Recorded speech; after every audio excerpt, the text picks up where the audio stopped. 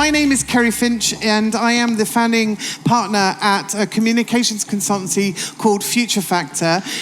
We're based in Amsterdam, London, and Los Angeles, and globally we help our clients to shape and sustain a leadership position. And we focus very much on the creative businesses, on the tech innovators, and on conscious brands who know that doing good is good for business. That's me. I also shop, and that's what we're talking about today. So, but I have experts. All I know about shopping is that I do it, but we have experts who know why we're doing it and what the future is. And I'm joined by experts in the fields of branding, data, research, and content. And we have Tanya Ponomareva, and Tanya is the creative director at Boomerang Agency in Amsterdam, and she works with clients like Heineken, H&M, Amazon Prime and the like, and Beyond Meat. And Rebecca Stringer is with us, and she's based in London, and she is the research director at Kids Know Best, and they focus on Gen Z and younger in terms of their shopping habits and, you know, what they do in the world. So a big round of applause, please, for our speakers. And whistles and air fist pumps in the air, it's all good. All of it, we are welcoming. So firstly, over to you, Rebecca, if I can start with you.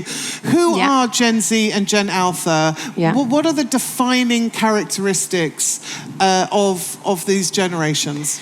Yeah, okay, so I mean, you do have the standard demographic differences. So obviously you've got Gen Alpha, which is under 11s, and then Gen Z, which is 11 to roughly like 25, 27.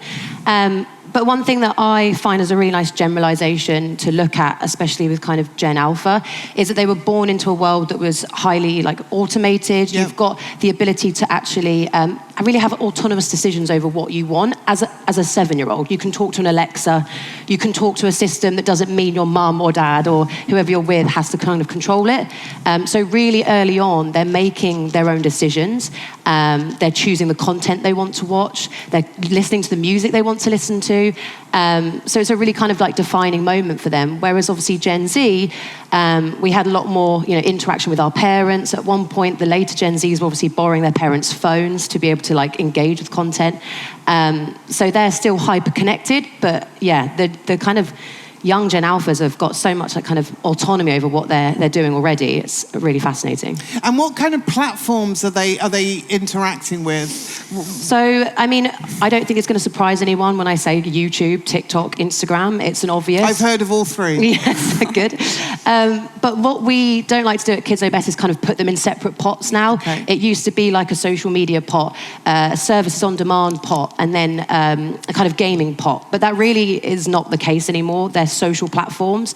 So where you've got kind of seamless kind of transfer of engagement from a Netflix show to then like engaging with the brand and characters on Roblox, to then talking about it on WhatsApp and TikTok and following your like favorite kind of content producers, they all kind of flow into one now. So it's definitely not like individual pots. Okay. And from your perspective, Tanya, what are brands needing to do differently to really effectively engage with this consumer? Because of course you're working with big global brands like Heineken, like H&M, Amazon Prime and so forth. What do brands need to do differently? How are they interacting? Yeah. So first of all, these kids are really smart, which is also not news to you. And they watch a lot of content and they see everything through. So we cannot engage them with advertising anymore. It's easier to find them, so we know where they are, we know what they look for, but it's very difficult to connect. So it's the only generation that needs special attention from the brands. And what brands need to do is to keep it real and to resonate with younger generation on a very deep emotional level. And this is the foundation of what we're going to speak about today. So keeping it real. And what about transparency? How important is that for brands? Yeah, so one of the differences between Gen Z and Gen Alpha, that Gen Zs, they like experiment, so they're looking for... Gen Z's an experiment. Oh, they like experiment. They like to experiment. I thought you meant the whole generation was an experiment. Just experiment. This is news to me. Yes, it is as well. It is. So they're looking for content that will engage them and will give them opportunity to to ideate, to be creative. And with Gen Alpha, they're still looking within. So they're looking for the content that will help them to discover themselves. Right. And these are the big two differences. And that's what brands need to give them. They need to give them opportunity. That's quite an interesting difference. Rebecca, why is there such a distinct difference between the generations? What happened? Well, I was going to add a point to that. I think, like, when we're talking about transparency, I don't think across like any generation, there's a lot of like core fundamental difference between like how much you want a company or brand to be transparent with you. Like I don't want anyone to lie to me the same way as you wouldn't, the same way as a 7-year-old wouldn't. I love it. I don't care. But it's this accessibility. So as you were saying, like the Gen Alpha, they have access to immediate information. And so they immediately know. And it's expected because that's all they know. And they immediately know, and they can tell when they're being, something's unfaithful or untrue or not authentic. I think there's this word at the moment that people throw around a lot, is authenticity. And it's hard for brands to create authenticity in those spaces. So it's definitely about this like immediate access to this information. And that means that there is no gap between putting something out, planning what you do next, and then being authentic. It has to be authentic immediately for those Gen Alphas. Okay. And how are brands getting it wrong? There must be millions of examples out there on how brands are just actually disengaging with these generations. Can you talk about that a bit? So one of the biggest problems that we have now is that brands keep asking for brand films, and they expect us to put them on TV. And we keep telling them, you cannot make films and put them on TV anymore. Like, you're not going to reach your audience. So we are thinking about how can we create snappy, interactive pieces of content and put them on all different platforms, including TikTok, including Instagram Reels, and YouTube bumpers, and really engage them within the first 3-6 seconds. So instead of 30-second movie, we're now making a lot of small different pieces that will really create fast, immediate engagement and will bring something to consumers immediately. Okay, and Rebecca, any thoughts on that? Yeah, absolutely. And I think it's what we were briefly talking about last night, actually. I think it's really easy for brands to go, everyone's on TikTok, I must go on TikTok. Like, no, that is not the answer. Observe, look at your platforms, look at the platforms that exist, and understand that like mutual beneficial kind of exchange of information. If you're going on a platform like Roblox or TikTok or Instagram, how is your brand making that platform better for the audience? How is it actually benefiting the users? It can't just be I need eyeballs, I'm going to go there, because that's where content doesn't work. Yeah, exactly. They don't believe in brands anymore. So they believe in people, and they're looking for what we used to call influencers, but they're not influencers anymore. So this is really interesting to me. So Gen Z, Gen Alpha, they don't believe in brands. And they believe in people, and they don't believe necessarily in influencers.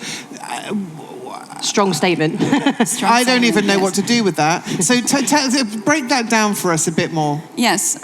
So what I mean by believe in people, so looking for people who resonate with brand and who use brand, and they look at the content around those products. And then they see this product in action, like let's say Beyond Meat. The whole platform of Beyond Meat is to show how people go beyond, like what do they do except of eating vegetarian products. So it's not about the product, it's about how do you live your life beyond. Yes. Okay. And looking at those stories, like how athletes overcame the challenges and how vegetarian meat helped them to live more sustainably. The new generation is buying it. They see the story, they feel how they can resonate, and then they're more attracted to brand, so they become loyal to brand. And if we would just tell a story about the brand and put it as a 30-second film on YouTube, no one will ever watch it. No one cares. No one will care, because this type of format doesn't resonate anymore with them. Thoughts on that? I'm very aware that was like a big statement to kind of put out there, and I completely agree with everything you've said. And I think one way, like letting that statement sit, one way that Kids Know Best kind of tackle that, because it's something that we could sit here and say that we do this all the time, but we're not, we don't actually know everything that's out there. And the way that we tackle this is working with children and young people when we're actually designing stuff. So it's all about kind of child participation. Example, designing a new app and designing a new product, even a brand. Let's start strip it back, your startup, you're designing your brand values. Connect with the audience, talk to them, bring them in. I mean, people kind of shy away from it, especially under 16. So people forget to act, or people forget, or brands don't recognize that they can actually talk to the target market. Absolutely. And just from the beginning. hear straight from the children or the teenagers. Empower them to have tell voice. to tell you more. Yeah. Exactly. And it's it sounds scary. so basic. Yeah, but also it could be quite scary because it's going out and kind of engaging with young people, especially under 16. There's ethics, there's consent, but it is possible, and it's so. It saves money because it saves you making mistakes and making silly decisions, but it also brings in that essence of what they really want and what they understand and how they navigate and live their life. It brings it into the brand straight away. So it's almost like how an have you ethos. both seen effective change when a brand actually engages and properly researches and talks to these younger generations? How have you seen a brand succeed? Can you give some concrete examples of that? Yes. You go first. There are several brands that we work them that do it well, and we only do it well because we have the whole department of TikTokers, TikTok creators that actually know the content and watch content every day, and then they create similar content. So we do it for all our brands. We do it for Amazon, we do it for Beyond Meat, we do it for H&M, we do it for Heineken. Yeah. One of the brands that we all love that I feel they do it really well is Nike. They're tapping into culture, and they never selling shoes. They just showing experiences and cool dance moves and how people interact. And it's about inspiration. Yeah, okay. I mean, sports companies are really good at that at the moment. Like Adidas, again, is a really great brand that's succeeding in a feminist space as well. And it's just understanding kind of what the tone and the language should be. I think from our perspective, on a toy company way, we have a lot of companies that come to us that have amazing content from Viacom and Hasbro. They're doing really well, but it doesn't transfer to actually consumer products and beyond that content.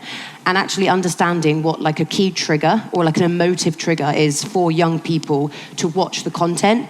I'm surprised that brands don't know what that trigger is and don't understand what their emotive catch is. And it's just digging deep and understanding what really clicks in people to watch and engage with content. It's the secret to then what you should do in marketing or consumer products advertising and stuff like that. Is any platform off limits? Is anywhere off limits? We've talked about TikTok, we've talked about Instagram and so forth. YouTube, I've heard of it. Is anywhere off limits? There's a new platform, Discord, for example. The new platform is called? Discord. Discord, yeah. Yes, and it's all about building the communities. Recently, brands all asking about a campaign in Metaverse, which is not new. So every brand now wants to launch an NFT and then drop it in a very smart way. In the Metaverse, yeah. In the best possible way. So, but we keep telling brands, this is just the platforms.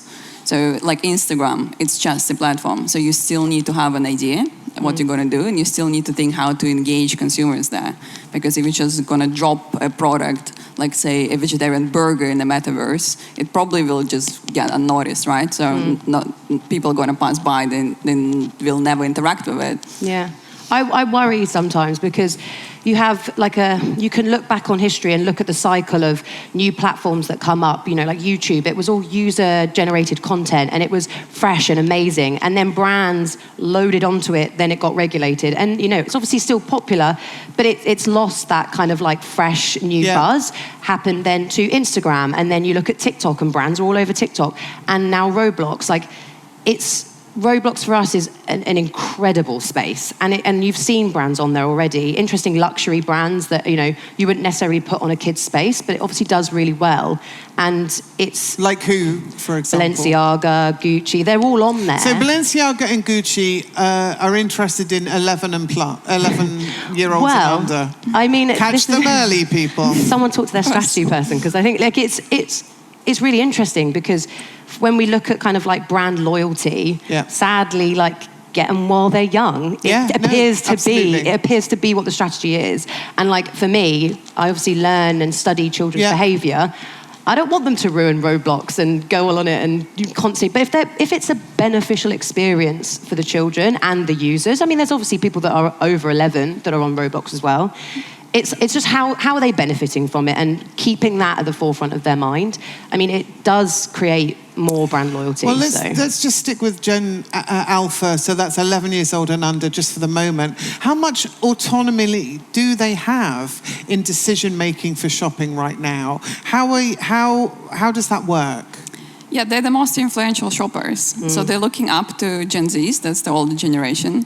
They're trying to be as cool as they are. And how are they spending? How are they influencing the family spend? So I'll just jump in, and we have this data brain at Kids Know Best called Nougat, where we kind of jump in and do deep dives, and it's constantly kind of generating different information. We were looking at influence the other day, and I'm just going to kind of focus on the US and the UK. We saw that 60% of parents said that their children influence their purchase decisions. When we dug a bit deeper, it wasn't just kind of food and clothing, which you kind of imagine to be quite obvious there. It was actually family holidays, family cars, like the car industry. Yeah. I've been speaking to Honda recently, and like automated cars, there are children, albeit not in the driver's seat, but they still experience that journey. They still exist within the product. And of course, parents want, think about safety. They think about car seats. They think about how the space for X number of children. Can you carry the baby seats, etc. So it all influences the buying. But they also have an opinion. So it's not, it's not just the parent thinking, I need to make sure my child's safe. It's like the child actually has an opinion. From the back seat. Yeah. Is it an electric car, for example? It's quite an easy thing for a child to think about. So, yeah, definitely a backseat comment. It's fascinating. We also did the same research for Beyond Meat, and apparently kids at that age, they ask parents if it's a vegetarian meat or if it's a normal meat. And I think it's a very interesting thinking that no one told them what meat should be. So they somehow got this information that it could be anything. It could be made from plants. And the kids, of course, do have, their own thought processes. Absolutely. My nephew became a vegetarian age 7, for example, because he chose to do that, not because the family, was dictating that. So, children do have their own opinion, of Absolutely, course. And we see this, especially with food. Parents have said that they go like 2 days a week now vegetarian because their child came home from school and said that that's what they want to do. So it's now like a whole family thing. It's a real like ripple effect. Countries that you see, like Scandinavian countries in particular, you see it the most because they have this like circle of influence where you've got parents, you've got the internet, you've got online information, you've got schooling, and then you've got this like social construct as well, where it's really like visible amongst the society and like social society. You really see it like flourish there as well. Same for fashion. Like in the Scandinavian region, it's not trendy to buy new clothes anymore. So Gen Alpha, they really want to buy secondhand, but really good quality secondhand. So they influence the circular economy, basically. Exactly, and they are really driving circular economy in our region. And but they also still want to have good products, good quality, but they don't believe in going to the shopping mall. Like even the concept of shopping mall is completely, it doesn't exist for them. They don't understand why would they need to go to a place if they can just press the button, it will be delivered next day. And same with clothes, like why would I need to buy new if I'm going to wear it anyway? So it's not going to be new tomorrow, so why would I need to buy new? Let's talk about gaming at the moment. How influential is game playing in terms of shopping? How does that influence Gen Z as well as Gen Alpha? Well, I'll say from our perspective, especially looking at kind of Gen Alpha, massively. You've kind of got two ways. Obviously, in-game purchases. We've seen a huge increase, and I don't think that increase can be solely put down to COVID. But obviously, COVID has kind of increased that a little bit. But Christmas presents, birthday presents, all in-game currencies to spend on skins, to spend on assets on the game. They put huge value on having kind of an in-game skin or, as part of their favourite brand. Vans are a really great example. The Vans shop in Roblox, so popular. And it kind of feeds that like circle of influence from in the game to then actually going out and buying real Vans. We also see it on just kind of like the connection, as I said, with brands and like how it's building that. So what are the concrete, marketing strategies that we're seeing brands adopt through the influence of game playing? Yeah, first of all, we're looking at the games, like where they are.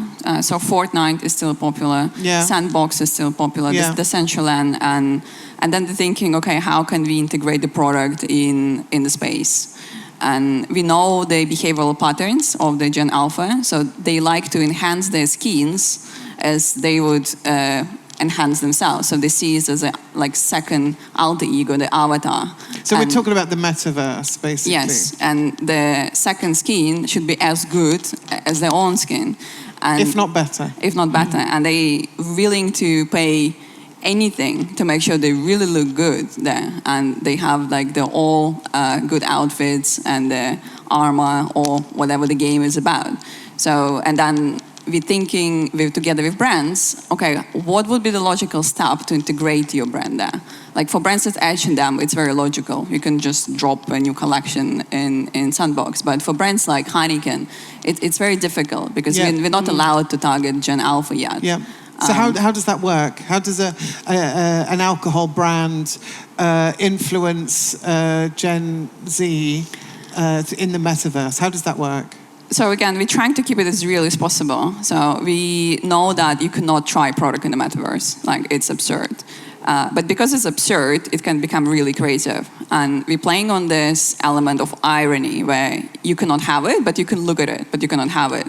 And we're looking at these nice snappy images where people try to cheer, but the hands going through and they cannot have it. So we're trying to make people smile and catch their attention by looking at something really familiar, but really creative. And that's what brands should do. If they cannot be in the metaverse, they should think about how can they make people laugh in the metaverse, or what they can do. What is another way to catch attention? So they're being more playful. Yes. What about fashion? So we talked on people wanting, their avatars, their skins to be, I don't know, Balenciaga, Chanel, Gucci.